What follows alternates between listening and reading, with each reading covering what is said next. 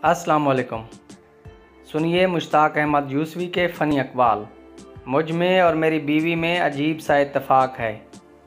नींद की गोलियां वो खाती हैं और सुकून मुझे मिलता है। एक दायरा इस्लाम का दायरा कहलाता है। पहले इसमें लोगों को दाखिल किया करते थे, आजकल दाखिला मना है, सिर्फ खारिज करते हैं। कल मैं इंसानियत की अज़मत पर लिख रहा था, अचानक महल्ले से बहुत शोर और ऊंची ऊंची आवाज़ें सुनाई देने लगीं।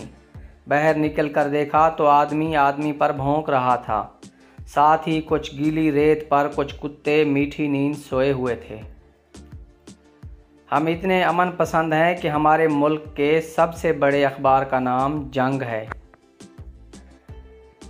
एक औरत के लिए इससे बढ़कर खुदकुशी का जवाज़ और क्या हो सकता है कि दूसरी औरत ने भी उसी रंग और डिज़ाइन के कपड़े पहने हुए हैं। अंग्रेज़ों को तो ढंग से प्यार करना भी नहीं आता। प्यार तो ऐसे करते हैं जैसे आम चूस रहे हों। दुनिया में कामयाब जोड़ा सिर्फ जुराबों का है, जो एक दूसरे के बिना अधूरा होता है।